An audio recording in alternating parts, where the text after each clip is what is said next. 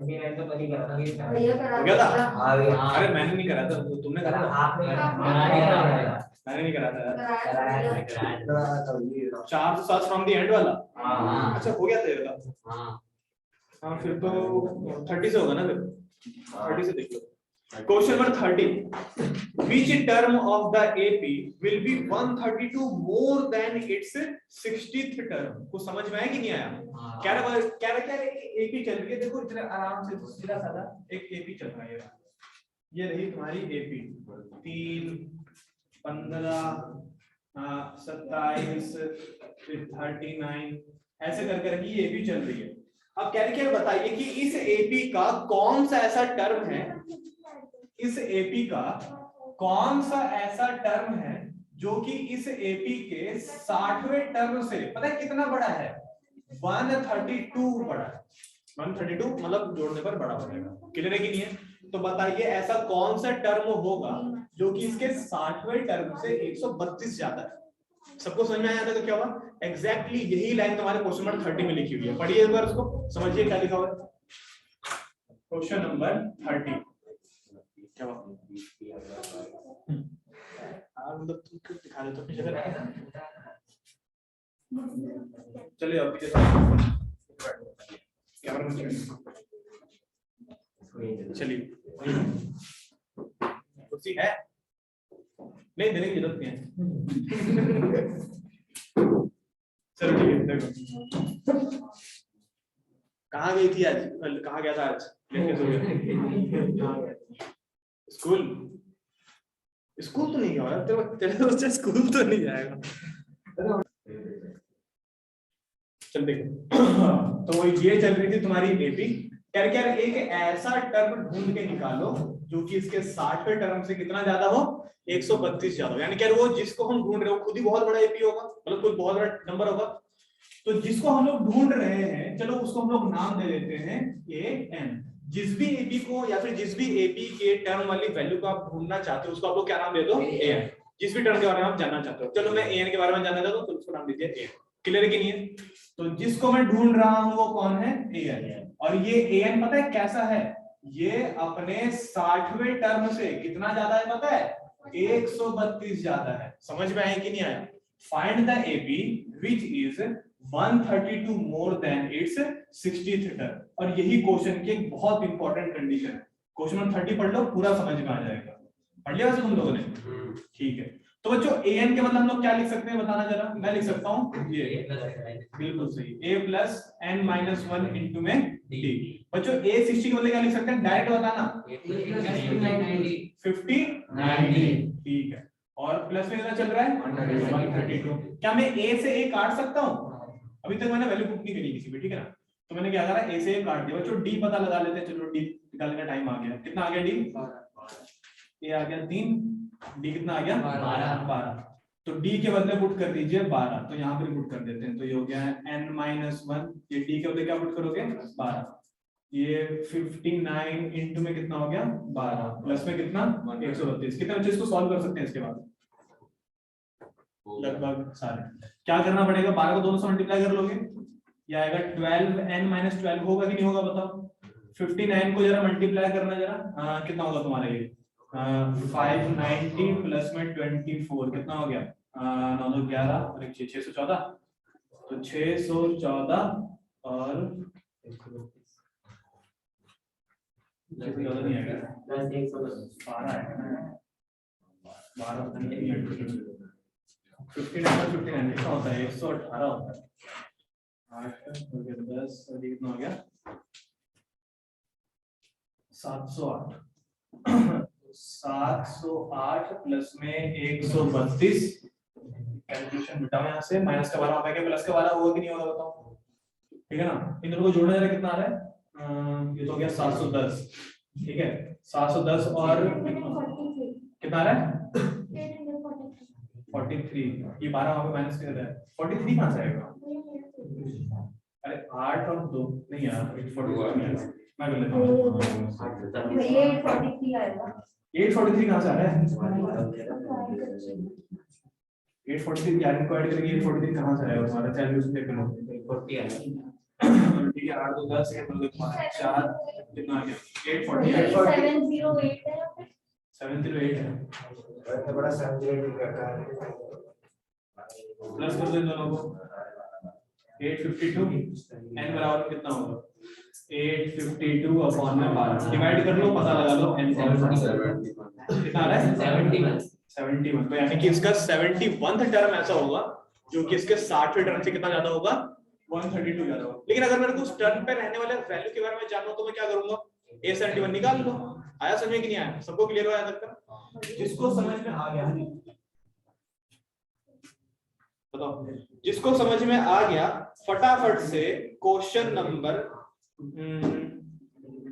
32 इसकी कंडीशन लिख करके दिखाइए। जैसे मैंने इस AB की कंडीशन लिखी ना मैंने यहाँ पर इसका कौन सा टर्म इसके 60वें टर्म से 132 ज्यादा होगा उसी तरह से आप लोग अपनी बुक निकालिए और क्वेश्चन नंबर 32 इसकी कंडीशन लिख करके बताइए। इसमें AP वेपी तो नहीं दे रखा लेकिन जितना दिया हुआ उससे काम चल जाएगा करके दिखाओ। क्वेश्चन नंबर 32 बंद कर लो भैया डिस्को सा चल रहा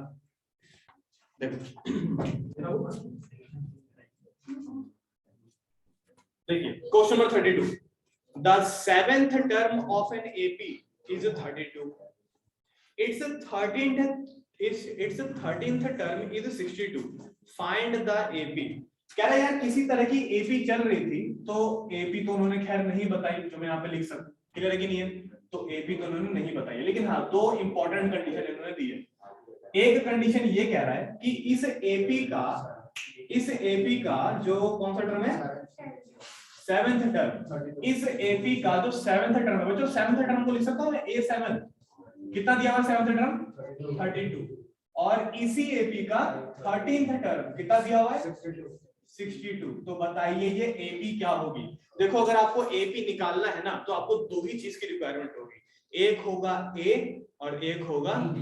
अगर आपको फर्स्ट टर्म मिल गया और आपको कॉमन डिफरेंस मिल गया पूरी AP बन जाती है नहीं बन जाती आराम से बन जाती है तो दो ही चीजों के पीछे हम भागेंगे एक A के पीछे और एक D के पीछे मिल गया तो पूरी AP बना देंगे और वो कहां से मिलेगा वो यार यहीं से मिलेगा और कहां से मिलेगा तो देखो बच्चों A7 को हम लोग क्या लिख सकते हैं बताना जरा A+6D आराम से लिखा जा सकता है यानी कि अगर A7 बराबर में 32 देन A+6D बराबर में 32 क्लियर है कि नहीं यहाँ तक का ठीक है। इसको क्या लिख सकते हैं हम लोग A+20 किसके बराबर 62 के बराबर। लेकिन यार जहां तक मैं देख रहा हूं ना तो A निकल रहा है ना तो D निकल रहा है दो इक्वेशन बन गई अलग से एक ये वाली और ये वाली क्या कर सकते हैं बताओ दो इक्वेशन दो वेरिएबल के साथ दो इक्वेशन दो वेरिएबल कौन से हैं तुम्हारे दो वेरिएबल तुम्हारे ये A और D और दो इक्वेशन तुम्हारे ये फर्स्ट एंड सेकंड दो वेरिएबल दो इक्वेशन एलिमिनेशन लगाइए एलिमिनेशन तो using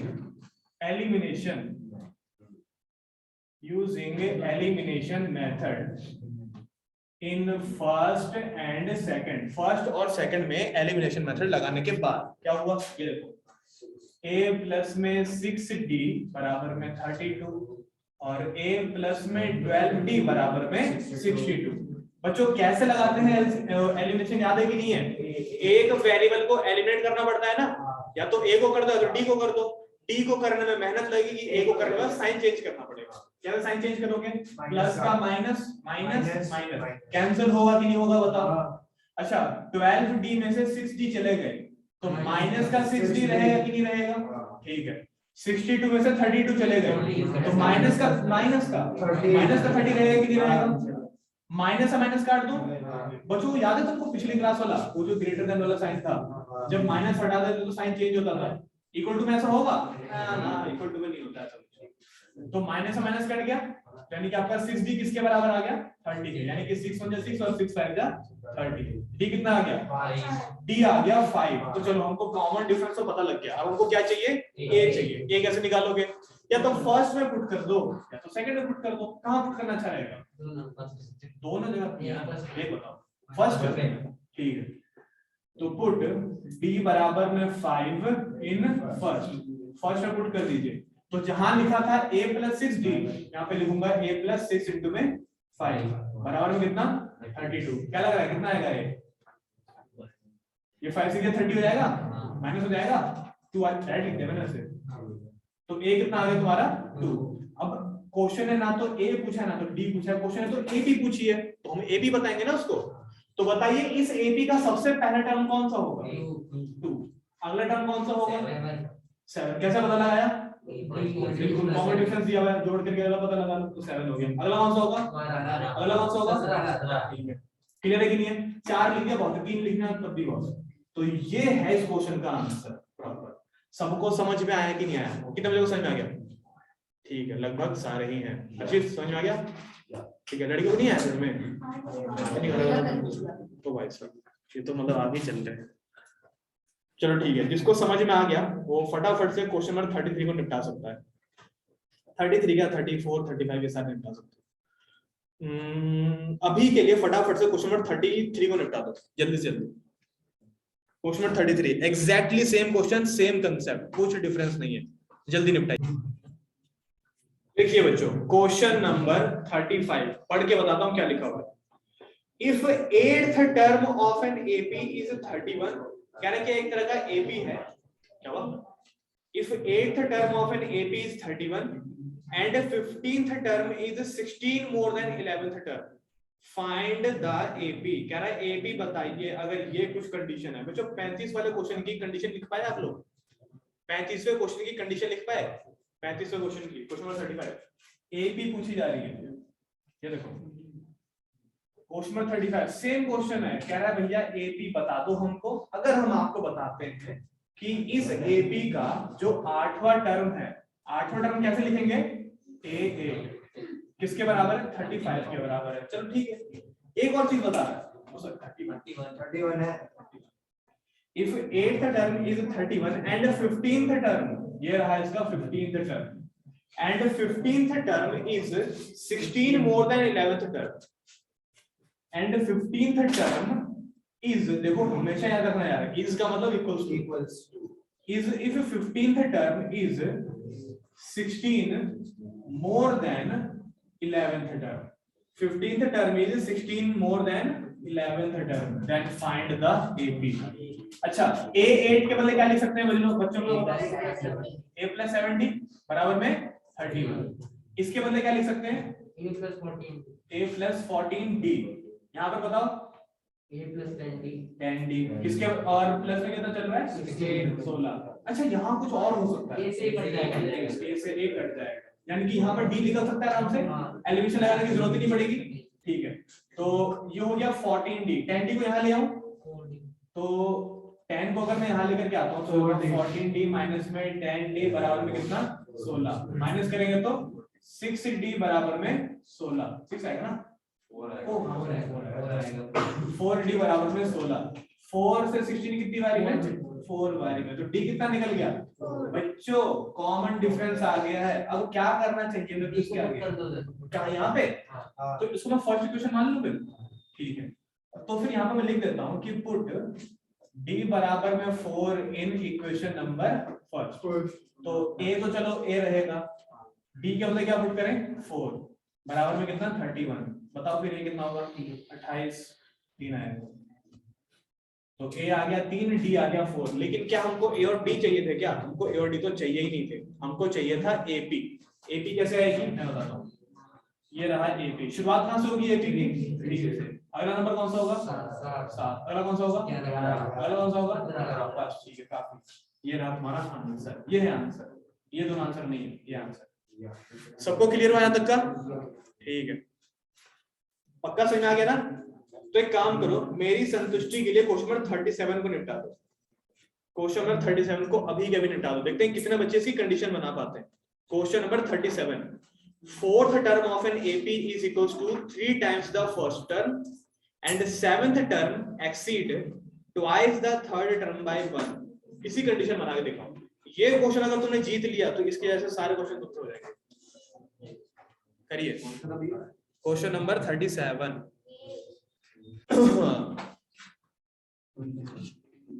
question number 37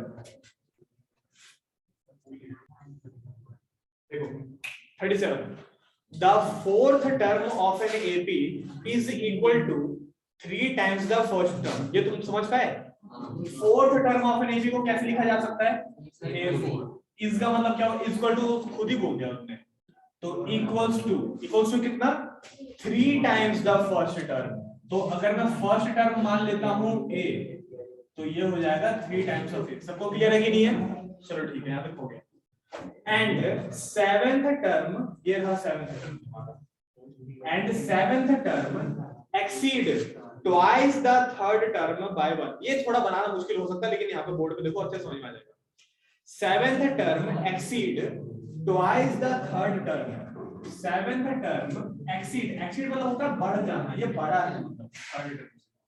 seventh term exceed twice the third term by 1। Seventh term exceed twice the third term by 1। Seventh term इसके थर्ड टर्म के दुगने से एक ज्यादा है। थोड़ा सा स्टेटमेंट पढ़ करके इसको अगर आप देखोगे ना तो सेंस बना रहा होगा। एक बार स्टेटमेंट पढ़ लो और इसको मिला लो। सेवेंथ टर्म थर्ड टर्म के दुगने से भी एक ज्यादा है, यानी कि थर्ड टर्म को पहले दुगना करना पड़ेगा, फिर उसमें एक जोड़ना पड़ेगा, तब जा करके वो सेवेंथ टर्म के बराबर आएगा। समझ में आया कि नहीं आया? ये बात कह रहा है। आगे सॉल्व कर सकते हैं इसको, देखो ऐसे करके कि a4 के बदले लिखा जा सकता है a + 3d। इसके बदले क्या लिखेंगे? इसमें तो कुछ लिखने की जरूरत नहीं है, यही होता है ये वाला। a + 7d के बदले क्या लिख सकते हो? a + 6d। इसके बदले हम लोग क्या लिख सकते हैं? यहाँ देखते हैं, यहाँ देखते हैं बच्चों दिमाग में चलेंगे। a + 2d। बच्चों मैंने कुछ गलती करी है यहाँ पे? बताओ ब्रैकेट कहाँ लगाना चाहिए था? 2 के बाद यहाँ पे?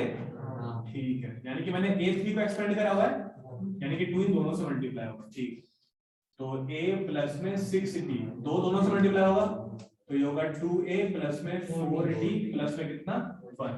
इन सबको उठा करके या तो वहां पटक दो, इन सबको उठा करके यहाँ ले आओ, जो करना कर लो। सब उठा के यहाँ ले आओ। तो a प्लस में 6d माइनस का 2a माइनस का 4d किसके बराबर? 1 के बराबर। सबको सही में आ गया? यहाँ तक तो क्या हुआ? अच्छा, a से ये a चला गया, कितना रहेगा? माइनस है।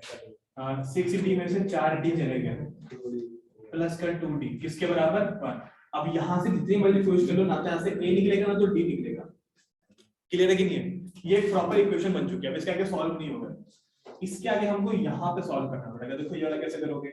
इसको वहां ले जाओ, तो 3d बराबर में 3a माइनस का a, या तो 3d बराबर में 3a में से एक a चला गया 2a। यार एक कंडीशन तो ये बन रही है, और मतलब एक इक्वेशन ये बन रही है और एक इक्वेशन ये बन रही है। बच्चों इन दोनों को आप लोग सॉल्व कैसे करके करोगे? मेरे को समझ नहीं आता कैसे करोगे बताओ? एलिमिनेशन से या सब्स्टिट्यूशन से? सब्स्टिट्यूशन से भी सॉल्व कर सकते हैं, लेकिन एलिमिनेशन से भी सॉल्व किया जा सकता है। कौन से तरीके से करो बताओ? तुम बताओ, तुमको कौन सा हार्ड लग रहा होगा? सब्स्टिट्यूशन से हो जाएगा? एलिमिनेशन से कराओ? एलिमिनेशन से देखो, तो एलिमिनेशन से देखो ये कुछ ऐसे होने वाला है। पहले तो एक काम करो, पहले तो दोनों वेरिएबल को एक तरफ रखो, 2a भी यहीं पे ले आओ। तो कैसे कर सकते हो वाला? ऐसे करके कि माइनस का 2a प्लस का 3d बराबर में 0। समझ में आया मैंने क्या करा? मैंने इसको यहीं ले आया। अब ये बन गई तुम्हारी फर्स्ट इक्वेशन और ये बन गई तुम्हारी second equation. From first and second, from first and second क्या लिखोगे? माइनस का 2a प्लस का 3d बराबर में 0, ये रही दूसरी इक्वेशन। माइनस का a प्लस का 2d बराबर में कितना? 1। बच्चों क्या मैं सीधा डायरेक्टली किसी को काट सकता हूँ क्या? अभी a या फिर d को काटा जा सकता है क्या अभी? अरे इधर देखो, सब नहीं काट सकते। अच्छा, फिर क्या करना पड़ेगा? इसको 2 से मल्टीप्लाई कर दूं? ठीक है, देखते हैं क्या चेंज आता है। इस पूरी इक्वेशन को 2 से मल्टीप्लाई कर दिया, नीचे वाली को, ऊपर वाला सेम है, तो 2a सेम है, 3d सेम है, बराबर में 0। सबको 2 से मल्टीप्लाई कर दिया, ये बन गया माइनस का 2a, ये बन गया 4d बराबर में 2। अब क्या करना पड़ेगा बताओ? साइन चेंज कर दो, प्लस माइनस माइनस, ये कैंसिल हो गया।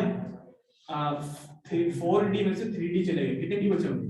1d, वो भी माइनस का, माइनस का 2 में से 0 गया तो माइनस का 2, माइनस से माइनस कैंसिल, तो d कितना आ गया तुम्हारा? 2।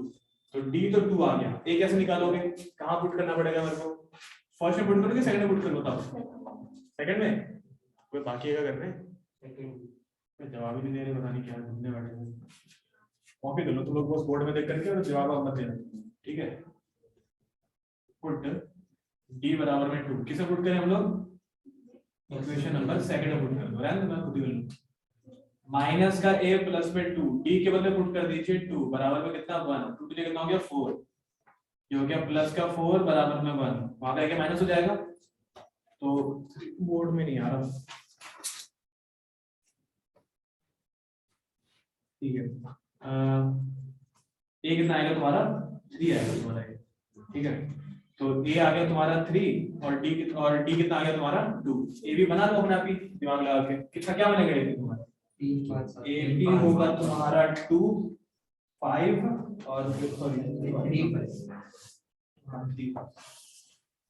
ए बी होगा तुम्हारा 3, अगला नंबर क्या है तुम्हारा 5, अगला क्या है 9 हो गया तुम्हारा आंसर। कितने जो कर लिया था,